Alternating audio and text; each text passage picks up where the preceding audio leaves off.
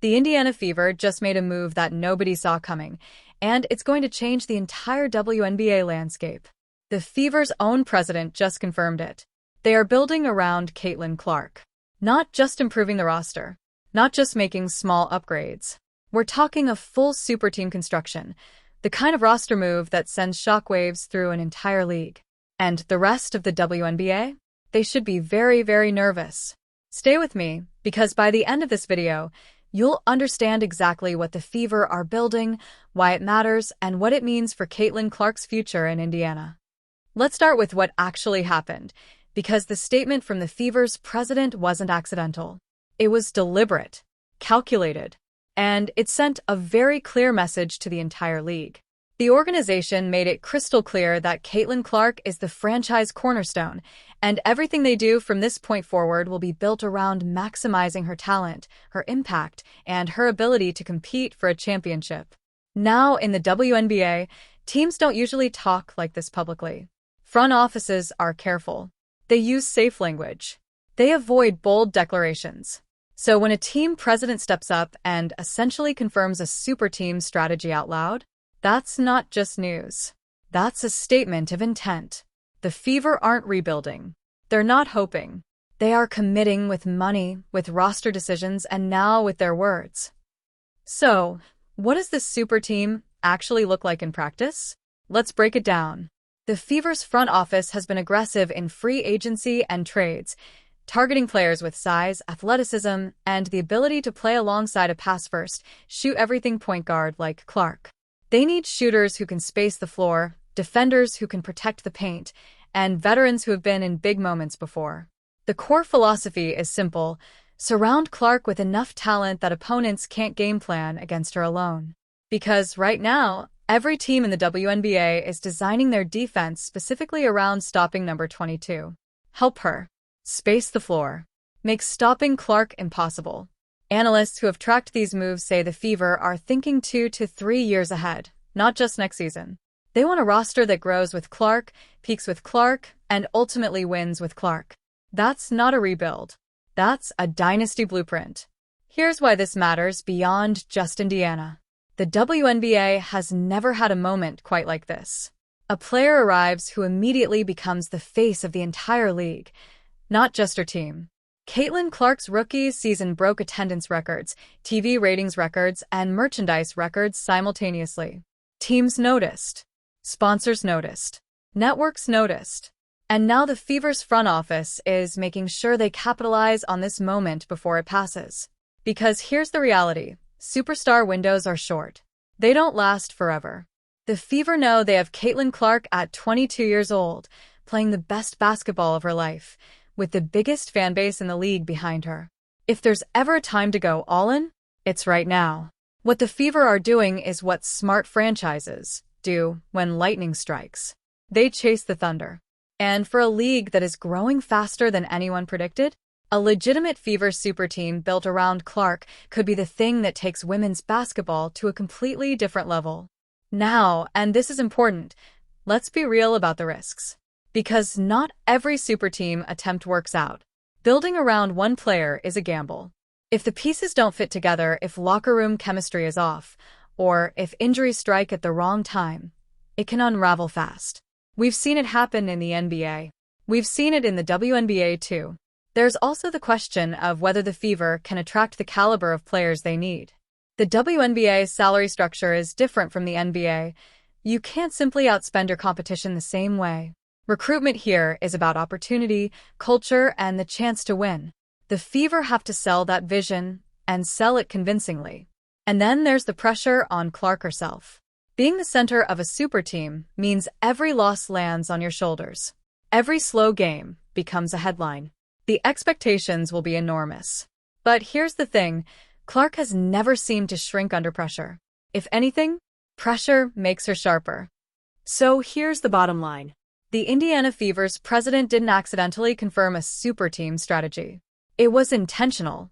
It was a message to free agents, to rivals, to the entire league that Indiana is serious, they are committed, and Caitlin Clark is the center of everything they're building. This is the kind of organizational clarity that championship teams are made of. The Fever aren't waiting for success to find them. They're going out and building it. For Caitlin Clark fans, this is the moment you've been waiting for. For the rest of the WNBA, the window to stop this may already be closing. One question for you: do you think the Fever's super team strategy will actually work? Drop your answer in the comments below. I read every single one. If this video gave you something, hit that subscribe button because we cover every major WNBA move the moment it happens, and you do not want to miss what's coming next. See you in the next one. The Indiana Fever are making moves that have sent absolute shockwaves through the entire WNBA landscape, and it all started the moment the Fever's president stepped forward and publicly confirmed what many fans had been hoping for but never dared to fully believe: that the organization is deliberately, strategically, and aggressively constructing a super team built entirely around the generational talent of Caitlin Clark. This is not a casual roster upgrade. This is not a minor offseason adjustment, and this is certainly not the kind of cautious, wait-and-see approach that many WNBA franchises have historically taken when managing their rosters. This is a full-scale, all-in organizational commitment to building a championship-caliber team around one of the most electrifying, most marketable, and most talented players the women's basketball world has ever seen. The Fever's front office has made it abundantly clear through their actions, their public statements, and their aggressive pursuit of top-tier free agents that Caitlin Clark is the undisputed cornerstone of this franchise for the foreseeable future, and every single roster decision, every trade conversation, every free agency target, and every coaching philosophy will be designed with one singular goal in mind: putting the absolute best possible talent around Clark so that she can flourish, dominate, and ultimately lead Indiana to a WNBA championship. What makes this confirmation so significant, so jaw-dropping, and so unprecedented is the fact that WNBA front offices simply do not talk this way publicly. League executives are typically measured, careful, and deliberately vague in their public statements, choosing safe corporate language over bold declarations of intent. Yet here stands the Fever's president throwing all of that conventional wisdom out the window and essentially announcing to every player, every agent, every rival front office, and every fan across the country that Indiana is open for business, and they are coming for a title. The strategic vision behind this super team construction is sophisticated and forward-thinking. The Fever are not simply chasing names or grabbing available talent at random. They are specifically targeting players whose skill sets complement Clark's unique style of play, meaning they need elite shooters who can space the floor and take full advantage of the defensive attention Clark commands every single time she touches the ball. They need physical, versatile defenders who can protect the paint and guard multiple positions, so Clark doesn't have to carry an enormous defensive burden alongside her offensive responsibilities. And they need experienced veterans who have competed in high-pressure playoff situations before and understand what it takes to win when the stakes are at their absolute highest. The Fever understand better than anyone that Caitlin Clark's impact on this league goes far beyond what happens on the basketball court.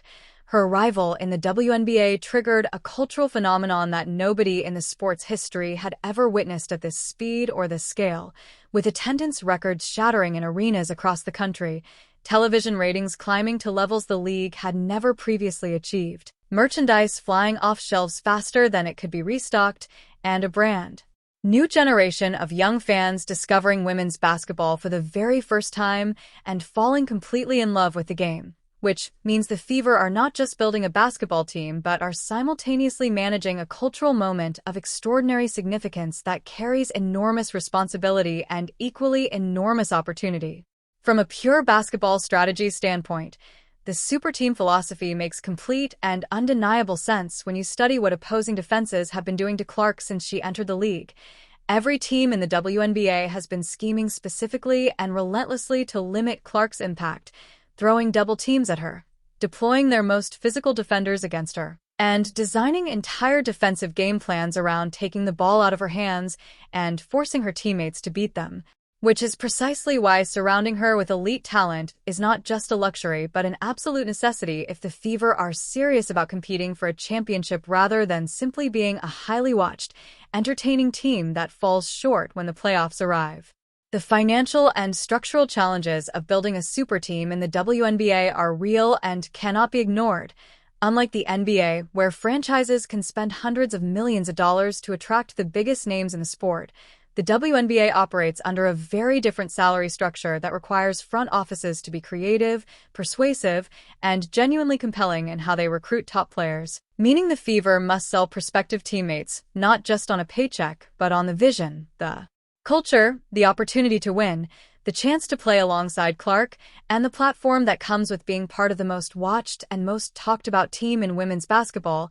And by all indications, that pitch is working, because the caliber of players the Fever have been connected to in trade rumors and free agency conversations suggests that Indiana's vision is resonating loudly across the league. There is also the enormous human element of this story that deserves serious recognition. Caitlin Clark herself has spoken openly about wanting to compete for championships, about wanting to be surrounded by the right people, and about the deep sense of responsibility she feels toward the growth of women's basketball, and knowing that her organization has her back so completely, so publicly, and so aggressively must provide her with a level of confidence and security that will only make her more dangerous on the court. Because great players perform at their absolute best when they know their franchise believes in them unconditionally and is willing to sacrifice and invest to build a winner around them. The rest of the WNBA is watching all of this unfold with a mixture of admiration, concern, and urgency. Rival front offices are fully aware that the window to stop Indiana from becoming a dynasty may already be narrowing. Legitimate reason to do so. Because the Fever are coming, Caitlin Clark is ready, and the WNBA will never be the same again.